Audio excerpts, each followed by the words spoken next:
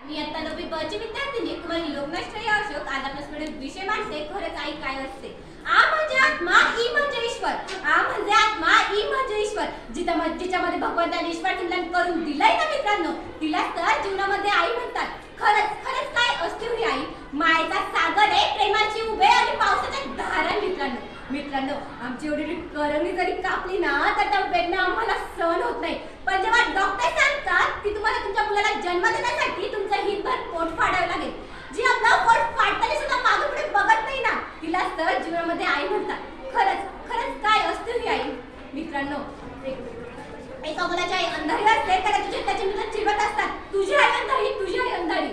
तो घरी येतो म्हणतो, आई प्लीज तू माझ्या शाळेत नको ना गं जाऊ, मला माझे मित्र चिडवतात, तुझी आई अंधारी, तुझी आई अंधारी. ती आई म्हणते, पण ह्या वेळेस तुझ्या शाळेत आली, पुढच्या वेळेस नाही येणार. असेच काही बरेच दिवस लोटले जातात आणि त्या मुलाच्या शाळेत गॅदरिंग असते. पण शाळेतून प्रत्येकाला प्रत्येकाच्या पालकाला बोलून आणायला लावलं असतं. पण तो आपल्या आईला सांगत सुद्धा नाही. तर त्याच्या आईला कुठून तरी खबर लागते.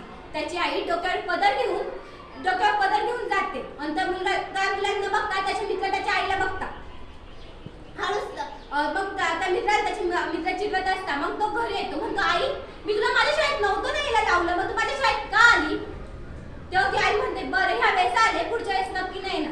असेच काही बरेच दिवस लोटले जातात आणि तो मुलगा मोठा होतो. तो मुंबईला जॉबला लागतो. आईला न सांगताच घर सोडून जातो. आई तर मुलगा तिकडे जाऊन लग्नही करून घेतो, आईला खबरही कळून देत नाही. असेच काही दिवस लोटले जातात. आई त्याचा पत्ता शोधते आणि मुंबईला जाते. पत्ता शोधल्यावर त्या पत्त्यावर जाते आणि बेल वाजवते.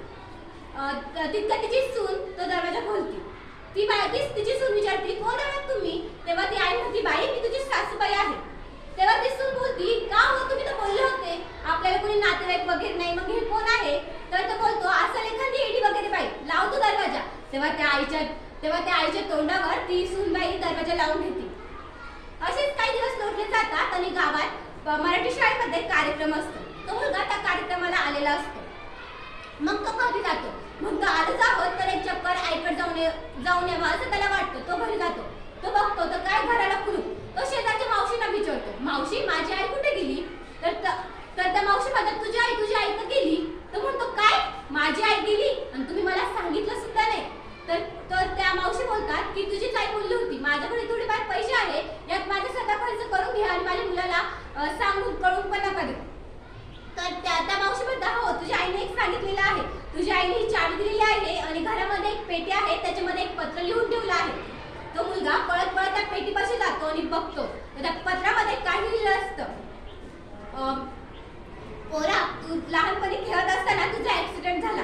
ऍक्सिडेंट मध्ये तुझा एक डोळा गेला, तर माझा एक डोळा काढून मी तुला दिला.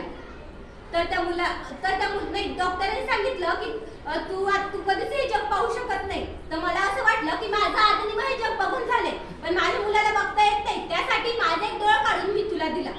तेव्हा त्या मुलाला काय करावं काही सुचत नाही आणि तेव्हा त्या मुलाकडे काहीच राहत नाही. धन्यवाद.